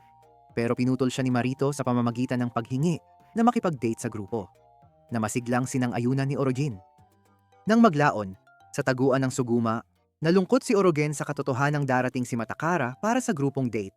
At nang tanungin niya si Tatsudo kung bakit nila inimbitahan si Minato Kai, malamig na sumagot ito na hindi nila kayang gawin ang gawain mag-isa. Sinabi ni Tatsudo kay Orogen na pupunta sila sa beach at nagsimula ng uminit ang kanyang isipan habang iniisip si Mahoro na nakasuot ng nakakaakit na swimsuit. Samantala, masiglang pinapansin ni Saki ang suntok ni Orogen. At umamin si Matakara na parang sa isang tunay na tao, pero sinabi ni Zabu na wala siyang gana dahil wala siyang nagawa. At nararamdaman niyang may utang na loob siya kay Orogen dahil sa pagligtas sa kanila. Gayunpaman, pinasaya siya ni Matakara sa pamamagitan ng pagpapaalala kay Zabu na nailigtas siya. Kinagabihan, nakahiga si Arajin sa kama at sinabi niya kay Zabu na mas nararamdaman niyang lalaki siya. Naging masaya si Senya dahil iniisip niyang unti-unti nang nagiging makapangyarihan si Arajin. Pero ang tanga ay nagsimulang magpaka-nerd tungkol sa kanyang mga plano sa silid tulugan kasama si Mahoro na nag-iwan kay Senya na nadismaya. Kinabukasan, dumating si Arajin sa beach, handang-handa nang magsaya sa tubig. Pero napansin niyang walang tao sa labas at may tent sa malapit. Nang pumasok siya sa tent, umilaw ang mga ilaw at nakita niya ang isang poster sa dingding na nagsasabing magkakaroon sila ng grupong laban. Ang buong tent ay inihanda na parang isang episode ng SmackDown. At lumabas si Tatsudo na nakasuot ng referee costume upang ipahayag ang pagsisimula ng laban sa pagitan ni Minato Kai at Suguma. Para sa unang laban, Lumabas si Ota na nakasuot ng wrestling tights upang kumatawan sa Suguma, at dumating si Ken, na nag-cosplay bilang Randy Orton upang harapin siya. Habang nag-aaway ang dalawang muscle heads, inilagay ni Ken si Ota sa headlock, pero nakabawi si Ota sa pamamagitan ng pag-slam kay Ken. Gayunpaman, agad na bumangon si Ken at inihagis si Ota sa mga lubid gamit ang clothesline, at lahat ay nagsimulang isipin na nanalo na siya. Ngunit bigla, napansin nilang siya ay nasa suspended animation. Nang mas malapitan siyang tingnan, inihayag ni Tatsudo na inatake ni Ken ang kanyang likod at ibinigay ang tagumpay kay Ota. Pero agad na nawala ng malay si Ota. Habang dinadala ang mga nabigong wrestler sa stretcher, nangako si Zabu kay Orojin na magbibigay siya ng todo sa laban niya bilang kabayaran. At hindi naintindihan ni Orojin ang ibig niyang sabihin hanggang makita niya ang banner ng laban sa dingding na may pangalan niya. Sa desperadong paghahanap ng motibasyon, sumisilip si Orogen mula sa tent upang tingnan ang mga yaman ni Mahoro sa kanyang swimsuit, ngunit nakita niya siyang nakasuot ng buong itim na Dubai outfit na nagpasama ng loob sa kanya. Sa loob ng tent, ginamit ni Saki ang armbreaker submission upang tapusin ang kanyang kalaban. Pero sa oras na nagsimula siyang magdiwang, dumating si Marito bilang kanyang susunod na kalaban at itinapon siya palayo mula sa ring upang makuha ang tagumpay. Habang nakaupo sa ringside, sinabi ni Mahoro na nagugutom siya. Kaya nag-alok ang desperadong simp na bumili sa kanya ng pagkain. Sa labas, si Shindo ay nasa kantin, naghahanda ng pagkain habang nagrereklamo na ginagamit siya bilang makina ng yakisoba. Pero sinabi ni Eiichi na magtiis na lang siya. Nang biglang dumating si Orogen, may dalang pagkain, at tinanong siya kung saan niya narinig ang pangalan ni Senya. Pero sinabi ni Shindo na tanungin na lang si Senya mismo habang iniaabot ang pagkain. Kaya hinila siya ni Senya palayo. Sa loob ng tent, madaling tinalo ni Matakara ang kanyang kalaban at inihayag ni Tatsudo na nakapagpatumba na siya ng 7 tao. Nang makita ito, sinabi ni Saki kay Zabu na oras na niyang ipakita ang kanyang lakas at masigasig na ipinahayag ni Zabu na mananalo siya. Ngunit ilang segundo matapos, itinapon siya palayo mula sa tent. Pinagtagal, winasak ni Marito ang lahat ng kalaban at natatakot ang mga Siguma sa kanyang lakas. Sa huli, si Matakara at Marieto na lang ang natira. Pero nagpropose si Marieto ng tag-match kasama si Ryu laban kina Matakara at Arishin. Agad na tumanggi si Arishin, pero pumayag si Matakara para sa kanya at nagpanik si Arishin. Kaya't pinasigla siya ni Matakara na gawin ang kanyang makakaya. Matapos ang pagpapakilala, opisyal nang nagsimula ang laban at nagpalitan ng suntok sina Matakara at Ryu. Ngunit, nagsimula si Mahoro na sumuporta sa kanila. Kaya't pumasok si Orogen para magpakitang gilas. Pero pinilit ni Marito si Ryu na ipasa ang laban sa kanya. Nagkunwari si Orogen na nasaktan ng binti para makapasok si Madokara. Sa loob ng ilang minuto, pinabagsak ni Marieto si Madokara. Nakita ito at lahat ay nakiusap kay Matakara na sumuko para hindi siya mamatay. Pero sinira ni Matakara ang sarili niyang braso para makaalis at nakapag-kick siya na nagdulot ng pagdurugo kay Marieto sa ilong. Nang mag-charge si Marieto para tapusin siya, inistorbo siya ni Orogen. Sinubukan ni Matakara na iligtas siya, pero inatake siya ni Ryu, kaya't winasak niya si Ryu gamit ang suplex at nagbigay ng kick. Ngunit bumangon si Marito at itinapon si Orogen, na bumagsak sa ibabaw ni Ryu, kaya't nagbilang ang referee at ibinigay ang panalo kay Orogen. Ilang taon na ang nakalipas, tinanong ni Chibi Matakara ang kanyang kapatid kung ano ang ibig sabihin ng ilang painting sa dingding. At sinabi ni Mitsukuni na ang ibig sabihin ay ang isang honky na tao ay hindi tumatakbo. Tinanong niya si Mitsukuni kung ang honky ay nangangahulugang malakas na mandirigma. Pero sinabi ni Mitsukuni na hindi lang ito malakas, kundi purong puso. Ngunit, nagsimula nang mapansin ni Matakara ang mga anino na gumagalaw sa mga painting na nagpatakot sa kanya. At nang tanungin niya si Mitsukuni kung ano ang mga iyon, sinabi niya na mga bagay na pumapasok sa puso ng mga mahihina. Yumuko si Mitsukuni at sinabi sa kanya na ang pagiging honky ay hindi tumatakbo. Sa kasalukuyan, ngumiti si Matakara sa isang litrato nila ni Mitsukuni mula sa araw na yon at nagpaalam dito habang papunta sa paaralan. Mamaya, si Mahoro ay naglalaway sa mga litrato ni Marito sa bubong nang dumating si Arahin at sinubukan niyang yayain siya sa isang date pero malamig siyang umalis. Dumating si Matakara at inalok si Arajin na mag-lunch. Habang kumakain sila, tinanong ni Matakara si Arajin kung pwede niyang ipagdaos ang welcome party ng kanyang kapatid sa kanilang restaurant. Dahil sinabi ni Mitsukuni na gusto niyang kumain ng masarap na pagkain paglabas niya. at gusto niya ang gyoza sa kanilang lugar. Ilang oras ang lumipas. Kasama ni Matakara ang kanyang mga kaibigan at nagdiriwang si Saki dahil magkakaroon ng party. Pero hindi maintindihan ni Zabu kung bakit sa bahay ni Origin ito. Ipinaliwanag ni Matakara na mas gusto ng kanyang kapatid ang kanilang pagkain kaysa sa Wingstop. Nang tanungin ni Matakara kung pupunta sila, masaya silang pumayag. Samantala, naglalakad si Arajin sa kalye at nagagalit si Sanya dahil sa pakiramdam niya na kasing lakas ng Gear 5, Luffy ang kapatid ni Madokara. At kinumpirma ni Arajin na mas malakas siya kay Ken, na nagpasaya kay Sanya na humiling na magsanib. Nang tanungin ni Arajin kung bakit gusto niyang magsanib, sinabi ni Senya na gusto niyang bumuo ng masayang pamilya. Sa ibang lugar, nakita ni Matakara ang ilang Nitro Boys na pinapalo si Shindo, kaya't humiling siyang tumigil sila at hinamon siya isa-isa, pero isa sa kanila ang tumanggi at inalala ang mga kalupitan niya sa kanila. Ngunit, hinawakan ni Matakara ang kanyang mga kamay at bantaang ipapasok ang kanyang king-sized eggplant sa kanyang lalamunan kung hindi siya titigil. Matapos makumpirma na okay si Shindo, humarap siya para umalis. Pero biglang nagmakaawa si Shindo na humingi ng tawad sa kanyang mga aksyon at sinabing tinulungan siya ni Orojin na malaman ang kanyang sariling lakas. Pero sinabi ni Shindo na alam niya ang lihim sa likod ng lakas ni Orohen at bumulong kay Matakura na may lihim ang templo. Sa istasyon ng tren, tinanong ni Shindo si Ichiya kung sapat na ba ang ginawa niya at kinumpirma ni Ichiya na oo, pero itinuro na pareho silang naghahanap ng paghihiganti. Nang gabing iyon, nagde-decorate sina Matakara at Arajin sa restaurant. Di nagtagal, nagluluto sina Arajin at Matakara ng gyoza sa kusina, pero palaging bumabagsak si Matakara at sinabi kay Orogen na masama rin ang gyoza na ginagawa ng kanyang kapatid noon. Nang tanungin ni Orogen kung titira sila ng magkasama, ibinulgar ni Matakara ang plano niyang umupa ng apartment kapag nakapag-ipon siya at inimbitahan si Orogen na dumaan.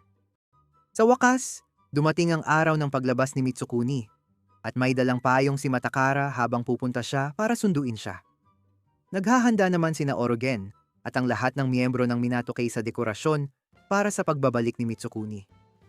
Habang naghihintay si Matakara sa labas ng Juvie Building, may nakita siyang lalaking tumatakbo papunta sa kanya, kaya ngumiti siya. Akala niya si Mitsukuni. Pero isa pala itong opisyal na naghatid ng masamang balita tungkol kay Mitsukuni. Kinabukasan, pumunta si Zabu sa bahay ni Matakara para hanapin siya. Pero sinabi ng babae na hindi pa siya umuuwi mula kahapon at hindi siya sumasagot sa telepono dahil sa nangyari sa kanyang kapatid. Kaya't humiling si Zabu kay Saki na samahan siya sa paghahanap kay Matakara. Sa kalaunan, sa paaralan, sinubukan ni Orogen na makipag-usap kay Mahoro. Pero ininterrupt sila ni Zabu at Saki at hinila siya para makipag-usap ng pribado. Sa hagdang bato, ipinaliwanag nila kay Orogen na sinaksak si Mitsukuni habang sinusubukang pigilin ang away sa Juvie at naniniwala ang mga doktor na hindi na siya makakaligtas. Binanggit ni Saki na kasalukuyang nawawala si Matakara at tinanong si Orogen kung may ideya siya kung saan siya maaaring pumunta. Pero sinabi ni Arajin na wala siyang ideya. Kaya't nagalit si Zabu at tinanong siya kung bakit hindi siya nagmamalasakit sa kanyang kaibigan. Ngunit ang walang silbi na imp ay sumagot na hindi siya kaibigan ni Matakara, kaya't nagalit si Zabu at umalis kasama si Saki. At sinabi ni Sanya kay Arajin na si Matakara ay dumaranas ng impyerno dahil sa nangyari sa kanyang kapatid. Nang gabing iyon, si Matakara ay nalulumbay sa isang bangko nang biglang may lumitaw na kakaibang anino at nagsimulang habulin siya. Tumakbo siya sa isang walang taong kalye para makaligtas. Pero nang siya'y mapagod, corner siya ng anino. Ilang oras ang lumipas, dumating si Matakara sa bahay ni Orogen, kung saan nakita niyang natutulog si Orogen. Pero napansin niya ang metal na pin sa ulo ni Orogen na nagpabalik sa kanya ng mga babala mula kina Zabu at Shindo na may lihim si Origin. Nang hawakan niya ito, lumitaw si Senya sa kanyang buong kaluwalhatian at naisip ni Matakara na siya ay muling pagkakatawang tao ni Sukuna, kaya't sumigaw siya at tumakbo ng mabilis hanggat maaari. Sa lalong madaling panahon, dumating siya sa isang kalye kung saan nilapitan siya ni Shindo at sinabi na ang lakas ni Origin ay peke dahil ito ay sinusuportahan ng espiritu na sumasakop sa kanya. Nagtalo si Matakara na kasinungalingan ito at tahasang sinabi ni Shindo na nililin lang siya ni Origin sa buong panahong ito. Pero ayaw pa ring maniwala ni Matakara, kaya't tumakbo siya palayo na nagdulot kay Shindo na gumawa ng magaan na tawa ng kasamaan. Ilang minuto ang lumipas. Nakatagpo si Origin kay Origin sa dambana at tinanong siya kung bakit siya bumisita. Pero binago niya ang paksa sa pagtatanong kung ang kanyang lakas ay talagang nagmumula sa halimaw na nakatira sa loob niya. Binanggit ni Orojin ang insidente ng pambubuli mula sa kanilang nakaraan at sinabi ni Matakara na tumigil si Orojin sa pakikipag-usap sa kanya pagkatapos noon dahil siya ay masyadong mahina, pero ipinaliwanag ni Orojin na talagang iniwan niya siya at tumakas. Patuloy na nagtatalo si Matakara na hindi siya ganong klaseng tao, kaya't masigasig na sinabi ni Orohen na itigil na ang pagpapanggap na siya ay malakas dahil hindi siya kailanman naging malakas sa simula. Inamin niya na kapangyarihan ni Senya ang ginamit niya sa mga laban na yon at pinaalala ni Matakara ang kanilang pangako na maging mga honky na tao. Pero sinabi niyang ayaw na niyang maging honky na tao. Ilang sandali ang lumipas. Si Matakara ay nasa dambana, nanginginig sa takot sa anino. Pero biglang dumating si Shindo at ginabayan siya sa pagbaril ng espiritu na naglalabas ng bala na tumagos sa kanyang puso. Nang magising si Matakara, nakita niya ang isang metal na piraso sa kanyang dibdib at nang hawakan niya ito, lumitaw si Ichiya sa harap niya. Habang nakahiga si Madokara na walang malay sa lupa, nagalit si Shidao kay Ichiya. Tinatanong kung bakit siya niloko at nailipat kay Madokara. Kaya't ipinaliwanag ni Ichiya na pinili lamang niya ang mas malakas na host at itinuro din na nagdadala si Matakara ng kadiliman na walang hanggan sa loob niya. Gayunpaman, patuloy pa ring sumisigaw si Shindo sa kanya, kaya't sinabi niya kay Shindo na magpasalamat siya na nakaligtas siya na buo pa ang katawan. Nang tinanong ni Shindo kung ano ang ibig niyang sabihin, sinabi niyang hindi na ito kanyang pakialam. At sinubukan ni Shindo na ilipat si Ichiya pabalik sa kanya gamit ang baril, pero hindi ito nagtagumpay. At ahasang sinabi ni Ichiya na wala siyang silbi para sa isang mahina na sisidlan bago tumalon sa katawan ni Madokara. Kinabukasan, nagtanong si Orogen kay Mahoro kung gusto niyang makipag-date sa susunod na araw, pero tinanggihan siya. Kaya't inilipat niya ang kanyang atensyon kay Zabu at Saki, na nag-uusap tungkol sa hindi pa umuuwi si Matakara. Samantala, bumalik si Shindo sa punong tanggapan ng Nitro Boy. Ngunit nakita na ang kanyang mga tauhan ay malaya na at nagplano na ipasok ang mga cactus sa kanyang basurahan kung siya ay babalik, kaya't tumakas siya mula roon. Sa restaurant, nagluluto si Orogen ng pagkain at sinabi ni Sanya sa kanya na hindi na niya kailangang sabihin ang lahat ng iyon kay Matakara, pero tinutulan ni Aurigin na nakabawas ito sa kanyang kalooban. Samantala, dumating sina Zabu at Saki sa silid ni Matakara kung saan nakita nilang nag-iipon siya ng kanyang ipon at sinubukan nilang makipag-usap sa kanya. Pero hindi siya nagbigay pansin at umalis. Kaya't sinabi ni Zabu na dapat siyang pumasok sa paaralan kinabukasan.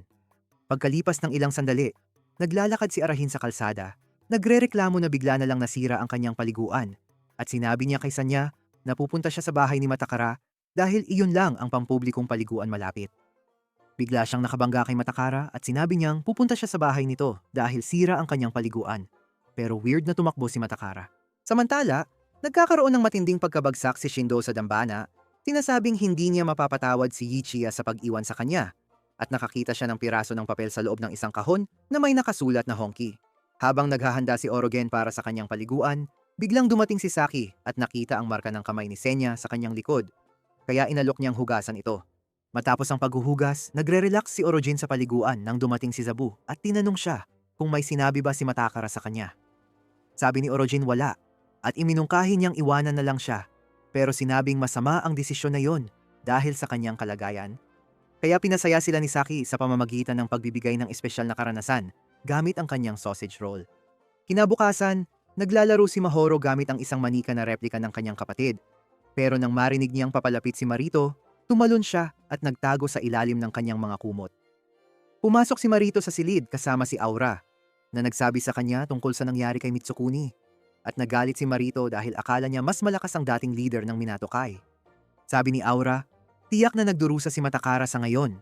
At nang tanungin ni Marito kung bakit niya ito binanggit, inihayag niyang siya ay nakababatang kapatid ni Mitsukuni na nagdulot ng pagkabigla kina Naruto at Mahoro. Nang gabing iyon, hinawakan ni Matakara ang metal plate sa kanyang dibdib upang tawagin si Ichiya. Pero natatakot pa rin siya sa madilim na nilalang sa silid. Kaya ipinaliwanag ni Ichiya na kumakatawan ito sa kadiliman sa kanyang puso at inalok siyang palayain mula dito. Sinasabi ni Ichiya na mawawala ang kadiliman magpakailanman kapag nakamit niya ang tunay na kapangyarihan, pero sabi ni Matakara, kasinungalingan iyon dahil sinubukan niyang palakasin ang sarili matapos siyang iwan ni Orojin, pero patuloy pa ring sumusunod ang halimaw sa kanya. Gayunpaman, sinabi ni Ichiya na sumuko siya sa halip na talunin ng lahat para umangat at binanggit ni Matakara kung paano siya tinanggap ng kanyang mga kaibigan Pero sinasabi ni Icha na walang halaga ang mga kaibigan para sa mga taong nag-iensayo upang maging honky. Nanginginig si Matakara sa takot sa madilim na nilalang muli. Kaya ipinaliwanag ni Iicha na habang umaasa siya kay Arajin, hindi siya kailanman magiging honky at hindi mawawala ang kadiliman at hiniling na talunin si Arajin.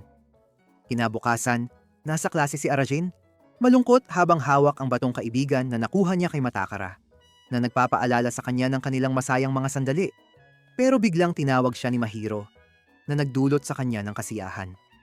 Nakita niya siya sa bubong, kung saan binanggit niya na si Matakara ay may sakit mula nang mamatay ang kanyang kapatid at sinabing nauunawaan niya ang nararamdaman niya dahil nangyari na rin ito sa kanya dati. Nang marinig ito, nagsimula nang magpanik si Arajin dahil akala niya pinapakain siya ni Matakara ng kanyang puting sarsa ng lihim at sinubukan niyang baguhin ang paksa. Pero bigla siyang tinanong kung naisip na ba niya ang nararamdaman ni Matakara. Naiwan si Arajin na walang masabi at ito ang nagbigay sa kanya ng kumpirmasyon na siya ay isang makasariling tao. Kaya umalis siya at sinabi sa kanya na huwag na siyang kausapin muli hanggang hindi siya nagbabago. Habang naglalakad pa uwi ng araw na yon, naglalaro si Arajin kasama si Senya nang biglang dumating si Shindu, na mukhang isang homeless Sith Lord at inilagay ang honky paper sa bulsa ni Arajin bago umalis. Sa templo, sinabi ni Ichiya kay Madokara na siya ay muling isisilang at mapapalaya mula sa pagkakahawak ng halimaw kung talunin niya si Orojin. Pero tinutulan ni Madokara na hindi niya kayang gawin iyon. Kaya, pinagsalitaan siya ni Ichiya sa pamamagitan ng pagpapaalala na si Orojin ay nililinlang siya sa buong panahong ito. Ito ay nagdulot ng kalungkutan kay Madokara, kaya muling inalok ni Ichiya ang olive branch sa pamamagitan ng pag-aalok na gawing honky person siya at palayain siya mula sa halimaw kung talunin niya si Arajin. At nagsimula ng magpatalo si Madokara. Pagkatapos ng parehong oras, sinabi ni Senya kay Orojin kung paano niya nakilala si Ichiya at nag-ensayo kasama siya upang maging honky people hanggang sa huli ay nagkaputol ang kanilang pagkakaibigan. Sinabi ni Senya kay Orojin na gusto niya ang determinasyon na nakikita niya sa kanya at sinabing pinili ni Matakara na maging honky person dahil dito. Biglang dumating si Madokara at sinimulang atakihin siya, kaya humiling si Senya na makipag-merge sa kanya. Kapag nag-merge si Orojin kay Senya, nagawa niyang harangan ang mga atake ni Madokara, pero binigyan ni Ichiya si Madokara ng kaunting kapangyarihan na nagbigay daan sa kanya upang sipain si Orojin sa lupa, na nagdulot kay Senya na lumipad mula sa kanyang katawan. Habang papalapit si Matakara upang tapusin ang laban, biglang nagalit ang tiyan ni Orohen. Pero huminto si Matakara sa huling segundo. Kaya tumakbo siya sa pinakamalapit na banyo. Kinabukasan ng gabi, sinabi ni Senya kay Orogen na sinaniban na ni Ichiya si Matakara. Pero nang tanungin ni Orogen kung sino si Ichiya, bigla siyang nawala. Nakipagkita si Orogen kay Shindo, na nagsiwalat na ang layunin ni Senya ay ang sakupin ang kanyang katawan. Sa dambana, sinimulang i-rage bait ni Ichiya si Matakara sa pamamagitan ng pagtawag kay Mitsukuni na isang pandaraya. At tinutulan ni Matakara, sinasabing ang kanyang kapatid ay kasing lakas ng isang honky. Pero tumawa si Ichiya at sinabing wala siyang halaga, kundi isang mahina at nagpapanggap. Ito ay nagpasiklab kay Matakara na pinilit si Ichiya sa kanyang katawan at winasak ang shadow monster sa isang sipa. Kaya sinabi ni Ichiya sa kanya na lipulin si Orojin dahil sa paglilinlang sa kanya. Samantala, nalilito si Orojin sa sinabi ni Shindo tungkol kay Senya. Kaya ipinapanood sila ni Orohen, tinawag niya si Senya na lumabas para makapag-usap. Ngunit hindi nagpakita si Senya, kaya nagtataka siya kung ano ang ginagawa nito. Samantala, naglalaro si Zack nang makita na siya ang pangalawa ni Minato Kai. Nagpasya ang mga Nitro Boys na umalis. Ngunit biglang hinila ni Matakara ang isa sa kanila pabalik at tinamaan ito ng malupit na suntok sa tiyan. Pinalibutan siya ng ibang Nitro Boys para makaganti. Ngunit brutal na pinagsama-sama ni Matakara ang mga ito sa labas ng screen at narinig ng kanyang mga kaibigan ang ingay. Kaya nagmadali silang lumapit para tingnan kung ano ang nangyayari. Nang makita nilang nakahiga ang mga walang malay na talunan, tinanong ang Nitro Boys dati. Ngunit hindi siya sumagot bago umalis. Habang naglalakad si Matakara sa kalye, inamin ni Ichiya na magaling ang ginawa niya sa mga Nitro Boys. Ngunit sinabi niyang para hamunin siya. Ngunit sinabi ni Matakara na hindi siya ang target sa araw na yon at tumalon para sipain si Marieto, kanyang pirma na power kick. Ngunit nagulat siya, paligid niya para umiwas at tinamaan siya ng drop. Samantala, si Orogen ay nasa kanyang kwarto, nananawagan kay Sena at nagsimula ng magkwento tungkol sa telenovela na napanood niya noong araw. Kaya itinap na matatalo siya at ang pagkatalo ngayon ay magdudulot ng panghabang buhay na pagkabahala mula sa anino. Nang lumitaw ang anino, natigilan si Matakara sa takot, ngunit lumabas siya sudo habang naglalakad sa kalye at tinanong ni Ichiya kung bakit hindi siya nakikipaglaban dito Kaya ipinaliwanag niyang naghahanap siya ng mas malakas. Gayunpaman, sinabi ng hari ng gaslighting na kailangan niyang makipaglaban kay Tatsudo kahit nanginginig sa takot, nag-charge si Tatsudo sa kanya na galit na galit. Ichiya, na dapat siyang makipag-away pa. Ngunit tinutulan ni Matakara na sapat na yon. At maging mas tinitigan ni Matakara ang walang malay na katawan ni Tatsuto. Ngunit biglang dumating si Ryu. Nag-aapoy sa galit habang nag-charge kay Matakara na may suntok. Nakaiwas si Matakara silang maglaban. Nakapagbigay si Ryu ng nubro. Nagulat si Origin na umabot siya si Marieto dahil gusto niya ng saya. Samantala, nakasalubong ni Nazabu at Saki si Matakara habang pinapalo ang ilang street trash. Bigla, kinuha ni Marieto ang radyo ng paaralan at tinawag si Matakara sa patlang ng paaralan para sa isang rematch. Kaya't nagmadali ang lahat ng gangster para panoorin ang laban na ito. Sinubukan ng guro na ipagpatuloy ang kanyang lektura kasama si Origin sa klase at nagbigay ng brutal na dropkick. Gayunpaman, na-block ni Matakara ang katal na pinagsasampal siya ni Marieto, kaya naghagis siya ng buhangin sa kanyang mukha bilang distraksyon at umusad para sa sneak attack. Gayunpaman, naabot pa rin siya ni Marieto ng isa pang malakas na sipa at sinimulang ituring ang kanyang katawan na parang pinata. Pero bumangon si Madokara at sinimulan ang proseso ng pagsasanib kay Ichiya sa pagsasabing nais niya ng kapangyarihan. Sa estado niya kalakas na sipa at sinimulang bugbugin siya habang si Mahoro ay umiiyak ng walang magawa. Pagkatapos, ibinagsak niya ang pangwakas na suntok na nagdulot kay Mahoro na mawala ng malay. Ang hari ay pinabagsak. Nang sumunod na gabi, agresibong tinawag ni Aragin si Senya na lumabas para malaman kung ano ang nangyayari kay Matakara. At sa wakas ay lumabas si Senya. Ilang taon na ang nakalipas. Sa isang panahon kung kailan ang mga tao na nag-iensayo para maging honky people ay pinapalayas ng mga autoridad, nag-iensayo sina Senya. Hinamon ni Ichiya si Senya sa isang seryosong laban. At ayaw makilahok ni Senya dahil isa sa kanila ay umabot sila sa stalemate at muling sumugod sa isa't isa. Pero sinipa ni Ichiya si Senya sa luo para malaman kung bakit niya isinugal ang kanyang buhay. Tinanong ni Orogen kung balak niyang lokohin siya at patayin siya para dito. Pero sinabi ni Sanya na balak niyang ibalik ang kanyang katawan pagkatapos. Gayunpaman, sinabi ni Orogen na ayaw na niyang marinig ang kanyang mga dahilan at inutusan siyang umalis sa kanyang katawan.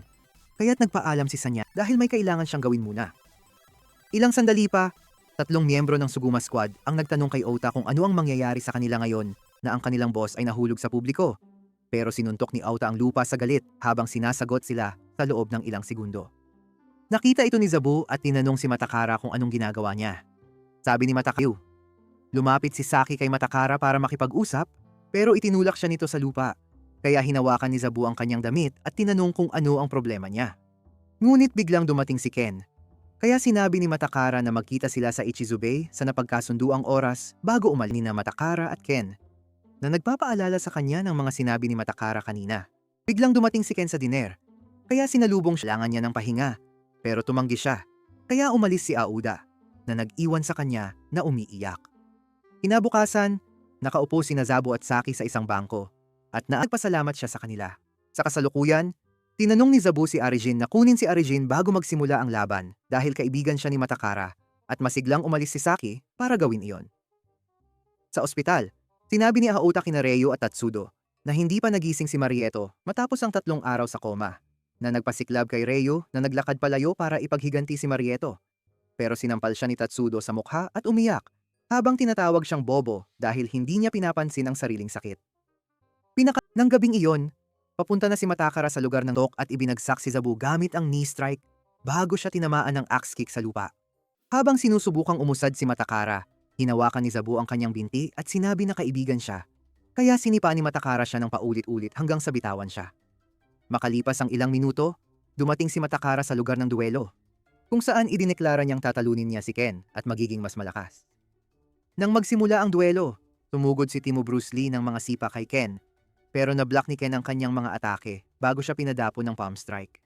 Habang nahihirapan sa lupa, sinuntok siya ni Ken pataas at sinubukang ilapag ang kanyang finishing blow. Pero nagsanib si Matakara kay Ichiya at tumugon gamit ang super-powered roundhouse kick. Pagkatapos, tinamaan ni Matakara si Ken ng sunod-sunod na malalakas na sipa, pero nanatiling nakatayo si Ken. Kaya nagbigay siya ng ilang brutal na atake. Gayunpaman, sa sandaling iyon, naaalala ni Ken ang araw na sinabi ni Mitsukuni na protektahan ng Minato Kai kung may mangyari sa kanya, kaya nanatili siyang nakatayo at naaalala ang sinabi ni Ken na pigilan si Matakara gamit ang kanyang mga kamao kung matalo siya.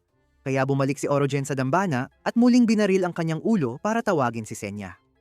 Nang lumitaw si Senya, pinapaalalahanan ni Senya si Orogen na maaari siyang mamatay kung tuluyan silang magsasama, pero humiling si Orogen na tumahimik at sinabing hindi siya mamamatay dahil ginagawa niya ito para gisingin si Matakara. Samantala, kakapanood lang ng pinakabagong episode ng Euphoria ng ina ni Orogen at pumasok siya sa kwarto ni Orogen para hanapin siya. Pero hindi siya nakita roon, kaya inisip niyang lihim siyang may kausap na goth girls. Sa base ng suguma, nagtataka si Ota kung nakuha na si Matakara ng espiritu ni Muhammad Ali at itinuro ni Tatsuto na wala si Orogen sa kanila. Pero sinabi ni Ryu na hindi mahalaga dahil wala siyang silbi kahit nandyan siya. Ngunit nang marinig ni Ota ang pangalan ni Oroken, sinabi niya sa kanila na maaaring may alam si Oroken tungkol dito. Samantala, nagsimula ng maging pula ang kalangitan at tuluyan ng kinontrol ni Ichiya ang katawan ni Madoka. Kaya idineklara niya ang panahon na para sa kanyang huling laban kay Senya. Kasabay nito, binalot ni Saki si Zabu ng benda. Pero bumangon si Zabu at sinabi kay Saki na kailangan nilang hanapin si Arahen. Sa ospital, ibinigay ni Mahoro kay Marieto ang paborito niyang pagkain mula sa McDonald's. Pero hindi pa rin siya nagigising. Kaya siya'y nalungkot at lumabas para magpahangin. Dumating ang nurse na may dalang walang malay na katawan ni Ken at agad niyang binanggit ang pangalan nito. Sa wakas, nagising si Marieto at sinabi rin ito. Habang inilalagay ng mga nurse ang katawan ni Ken sa kakaibang posisyon, naguguluhan si Mahoro at ang iba pa ay nagdiriwang sa kanyang paggising. Samantala, dumating sina Aota, Zabu at Saki sa restaurant para hanapin si Arajin at sinabi ng kanilang ina na wala siya roon. Kaya't sinubukan nilang tumakas para hanapin siya. Pero nag-umpisa siyang magbula ng kung ano-anong kalokohan tungkol sa kailangan nilang hayaan siyang maging lalaki na nagdulot ng pag-aalinlangan sa kanila. Kasabay nito, naglalakad si Orogen palabas ng templo nang dumating si Matakara at sinabi ni Senya kay Orogen na ganap ng kinuha ni Ichiya ang kanyang katawan. Kaya't humarap siya para harapin ito. Humiling si Orogen kay Senya na makipag-isa sa kanya at nang tanungin ni Senya ang kanyang hiling, iniwan niya ang kalokohan tungkol sa pagiging birhen at humiling na magising si Madoka, kaya't pumasok si Senya sa kanya. Ngunit biglang nahulog ang kamalayan ni Orogen sa kailaliman, kaya't umalis si Senya, tinawag si Orogen na tanga dahil pinayagan siyang makuha ang kontrol. Sinabi ni Ichiya kay Ichiya na naghintay siya ng 300 taon para sa duelo na ito at tinanong siya ni Senya kung bakit niya isinugal ang kanyang buhay para makipaglaban sa kanya. Pero sinabi ni Ichiya na makikita niya ang sagot sa pamamagitan ng pakikipaglaban sa kanya, kaya't naghanda sila sa laban. Nang magsimula ang laban, nagbigay si Ichiya ng sunod-sunod na sipa kay Senya, pero hinawakan ni Senya ang kanyang binti, kaya't umikot siya mula sa pagkakahawak ni Senya at nagbigay ng mabilis na sipa bago bumagsak sa lupa. Nagpakita si Senya ng buong lakas sa pamamagitan ng pagpapalabas ng sunod-sunod na napakabilis na suntok, pero nablock ito ni Ichiya at ibinagsak siya gamit ang isang malakas na sipa. Nang subukan ni Senya na umatake muli, tinapilok siya ni Ichiya at ibinagsak siya sa lupa gamit ang isang axe kick bago siya tanungin na bumangon. Matapos itulak ang kanyang binti, nakabangon si Senya pero hindi siya binigyan ni Ichiya ng pagkakataong huminga bago naglunsad ng isa pang alon ng malalakas na sipa diretso sa kanyang mukha. Napagtanto ni Senya na hindi siya mananalo, pero naalala niyang si Ichiya ang nagbigay inspirasyon sa kanya na maging malakas at palagi niyang gustong maging kasing lakas nito. Kaya't pakiramdam niya'y imposibleng talunin ito. Ibinagsak ni Ichiya si Senya sa lupa at ipinaliwanag na ang dahilan kung bakit niya isinugal ang kanyang buhay para sa duelo ay dahil nais niyang mamatay sa kamay ni Senya kaysa sa STD na unti-unting sumisira sa kanya habang papalapit siya para ibigay ang pangwakas na suntok. Humingi ng tawad si Senya sa kanya dahil hindi niya maibigay ang nais nito at nawala ng malay. Gayunpaman, ang tunog ng boses ni Orogen ay nagpagising sa kanya sa isang mental na mundo kung saan tinamaan siya ni Orogen sa ulo habang tinatanong kung ano ang ginagawa niya. Sinabi ni Senya na hindi niya kayang talunin si Ichiya, kaya't sinabi ni Orogen na huwag siyang sumuko at simulan ng tunay na laban. Pero sinabi ni Senya na tumahimik siya, kaya't sinampal niya ang likod ni Senya habang sinasabing itigil ang pagtakas. Nagbigay ito sa kanya ng motibasyon para pigilan ang sipa ni Ichiya gamit ang isang suntok at makabangon. Nang makita na seryoso na siyang nakikipaglaban, masiglang sumugod si Senya at nagbanggaan silang dalawa, nagdulot ng mga kidlat na kumikislap sa buong lugar. Samantala, sina Zabu at Saki ay naghahanap kay Arajin at nakita nila siyang nakikipaglaban kay Madoka, kaya't nagmadali silang tumulong. Habang nagpatuloy ang laban, sumugod si Senya gamit ang isang suntok. Pero nagbigay si Senya at naalala kung paano hindi niya kailanman mapapatawad si Senya sa paghawak ng kanyang lakas sa kanilang laban, at kung paano hindi rin niya mapatawad ang kanyang sarili sa pagkabigong gawing malakas si Senya. Muli silang nagpalitan ng mga suntok ng dalawang Super Saiyan hanggang sa wakas ay ibinagsak ni Senya si Ichia sa lupa. At sinubukan ni Senya na tulungan si Ichia na bumangon, pero biglang kinuha ng madilim na bersyon ni Matakara ang kanyang katawan, na nagdeklara na tatalunin niya si Arajin. Sa isang iglap, sumugod ang madilim na Matakara at ibinagsak si Senya gamit ang isang brutal na sipa. At sinubukan niyang tapusin ito gamit ang isang axe kick, pero nagtap sa Orogen ang kanyang Gunner Force, na nagbigay daan sa kanya upang makontrol muli ang kanyang katawan at harangan ang sipa. Naguguluhan si Orogen sa kasalukuyang anyo ni Matakara, kaya't ipinaliwanag ni Senya na pinalakas niya ang kanyang lakas sa pamamagitan ng pagsipsip. Biglang itinulak siya ni Matakara pabalik gamit ang isang malakas na sipa at tinamaan siya ng sunod-sunod na sipa, at nagmamakaawa si Senya kay Arajin na iligtas ang sarili sa pamamagitan ng pananatiling nakadapa.